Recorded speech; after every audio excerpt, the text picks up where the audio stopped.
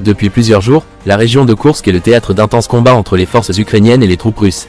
Ce qui avait commencé comme une avancée fulgurante des Ukrainiens s'est rapidement transformé en une lutte acharnée pour maintenir leur position face à une riposte russe implacable.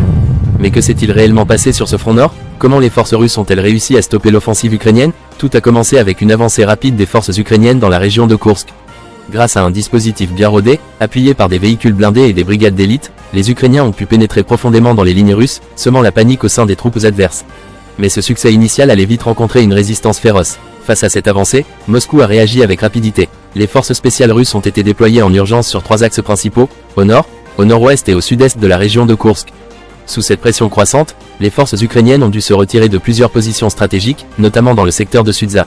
Les pertes ukrainiennes s'accumulent. Plus de 900 soldats ont été tués ou blessés, tandis que des dizaines de véhicules blindés, dont des chars et des véhicules de combat d'infanterie, ont été détruits. La puissance de feu russe, notamment avec l'aviation et les drones, a frappé sans relâche les positions ukrainiennes, infligeant des dégâts considérables. À Soumy, les hôpitaux débordent, et les appels aux dons de sang se multiplient.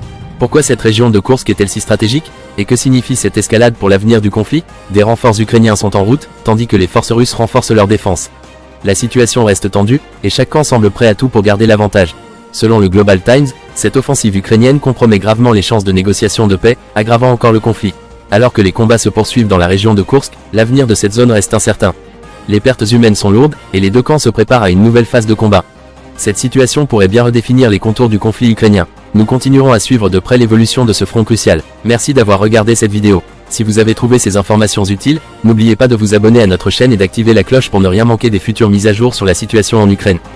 A très bientôt pour une nouvelle analyse stratégique.